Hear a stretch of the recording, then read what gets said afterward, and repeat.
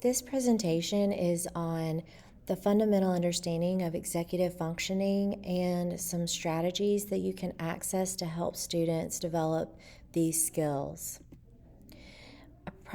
A lot of the information came from these two texts, Executive Skills in Children and Adolescents and Executive Function Skills in the Classroom.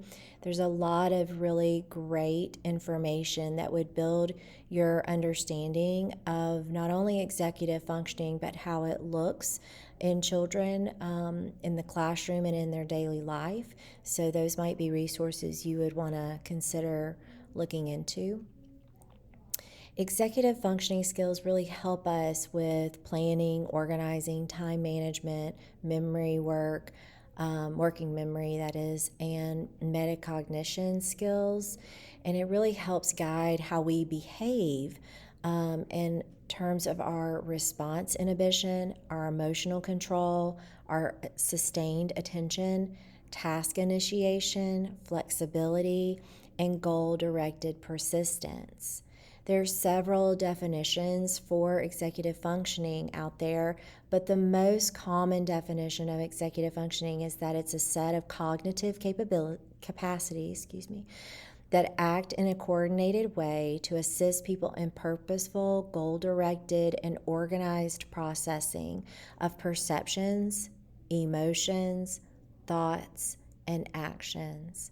I'm going to read the second part of that again because I do think it's really a powerful consideration for us in that it is to assist people in purposeful, goal-directed, and organized processing of perceptions, emotions, thoughts, and actions. Not only actions, but all four of those things. Children with poor executive functioning skills may be known to act without thinking. They might interrupt others. They might give up easily. They might be really overwhelmed with large assignments. They might talk too loudly. They may have difficulty adapting. They don't notice the impact that they're having on others. They could have trouble calming down. They could really have difficulty transitioning. They may have a hard time approaching and problem solving. They can possess low frustration tolerance and cannot follow a classroom routine. So you might have some students that have some or multiple characteristics of needing some support in the executive functioning development. It is a development. This is something that develops from birth all the way until someone is 25. So we really need to regulate and think about what our expectations of children are from elementary through the high school in this space, as they are still developing this. And there's two main contributors. It's their biology, so what the basic neurological equipment is that they're coming to life with, and then what has their experiences in their environment been. These both impact executive functioning development. So, executive functions are cognitive processes that work alongside our intellect and creativity to allow us to respond to challenges. I think the key word in that statement is that they're processes that are working alongside our intellect. They're two separate things that are working in partnership with one another. EF is a good umbrella term to describe the processes that involved in purposeful, goal-directed, and flexible behaviors. What executive functioning is not is it's not learning disabilities. Executive functioning deficits do not result in learning disabilities. They result in producing disabilities. The production deficits are not character flaws or consciously chosen states of mind. They are rooted in brain function, and there's a clear distinction between learning and producing. It's not laziness, lack of motivation, apathy, irresponsibility, or stubbornness. Instead, it's more of a lack of development of these critical skills that they may need some explicit instruction and conversation around. So, classroom teachers and special education teachers already do quite a lot to build executive functioning skills.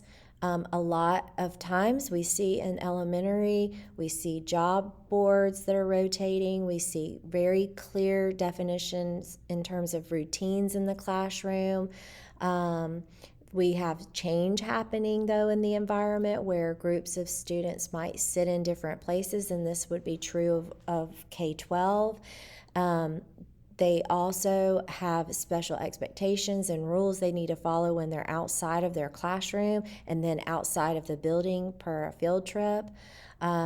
We really work hard, I think, at all levels to help children break down and organize their work. We model that often, and so we might want to spend some space thinking about what are all the great things that we are doing to help naturally build executive functioning skills for students. Some of them may be very direct, and some of them are more indirect, such as establishing safe, calm, comfortable environments for students, making sure that we check in with them very often, and that is in terms of formative assessment, not just in their feelings, but also in their work and their keeping up with their expectations or their task.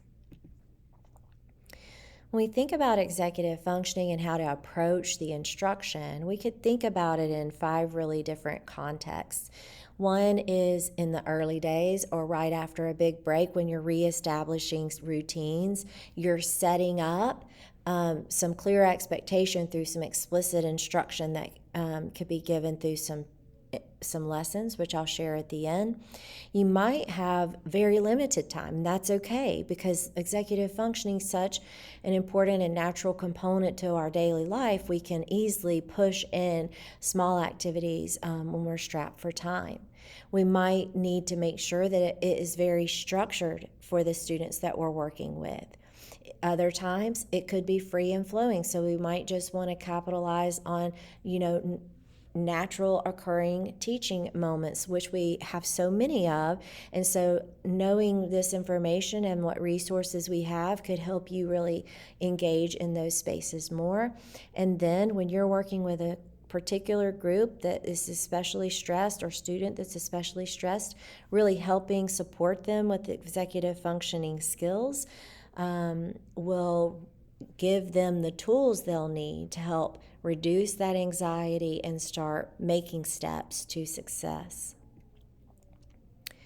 One of the strategies that I want to spend a moment introducing is called Barriers and Strategies Protocol. It really allows the student at all levels to have a lot of ownership and a lot of reflection around what works well for them and what they're struggling with. At this stage, you would have introduced maybe some strategies, or maybe you're introducing this protocol for the first time, and through the protocol, you're going to start introducing some support strategies for students. So the first thing you do is you identify what the goal is going to be for the student. So that might be, for example, in today's time together, we're going to finish 4 or 5 of these math problems. And before you begin the work, you stop for a moment and you ask the student, what do you think the barriers will be to this task? And you give them a moment to think, and you help them think aloud if needed. Perhaps it's that they don't know their math facts well enough, and it's going to take them too long to get through the problem. Maybe there's too much on the page and they need it to be covered up so they don't have to look at everything at one time. Maybe they don't understand exactly what steps they should follow. So the goal here is that you're having them stop, reflect for a moment on what could be difficult, voice that, and then you ask, well, what strategies could we use today to overcome that difficulty or that barrier? And so again, you support them in listing out some optional strategies, and I recommend you chart this conversation. Perhaps in this work, you have a notebook that the student is going to use, and you're going to track that in the notebook. And maybe you're writing so that they're just having space to think. You could do it on chart paper. There's a lot of ways you could do that, but you want to keep record of it because you want to have something to go back and remind the student. Remember when we did this with the math problems last week? These were the challenges. What else do you feel like you've accomplished or overcome? You're not worried about that there's too many on the page anymore because you know you can just focus on one at a time. Great. So you've really, grown in this space. So it's an opportunity to celebrate. This barriers and strategies protocol has actually a pretty high impact as seen in John Hattie's work.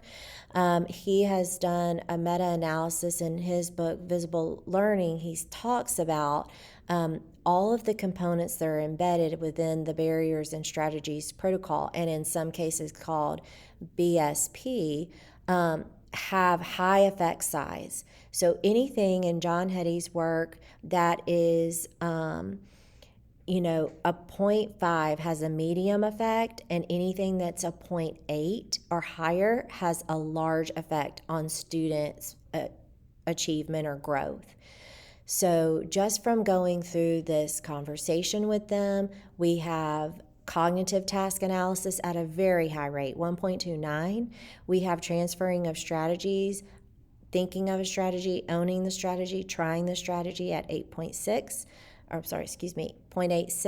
class discussion or one-on-one discussion, again, 0.82, and on UC. So all of these, anything with a 0.4 and higher has a positive impact. So all of these strategies that are embedded inside this one protocol have really high impact on student growth. Even our littles and these statements that you're seeing have come from our Alabama State Department preschool standards. And we have opportunities to really focus on executive functioning skills, and it is a natural part of our preschool rooms. We're doing this with them all day long in terms of helping control their thoughts, helping control their actions, helping them follow a routine, helping them make choices for themselves. All of the things that we are doing with our preschoolers are feeding into this executive functioning specifically. So there are some principles to consider that Dr. Stephanie Corcoran from UAB has brought to the forefront. And that is that we adopt the position that low executive functioning is the result of non-conscious disuse of existing executive capacities that can be activated through intervention. So this is an unconscious sort of response from students that we can intervene for.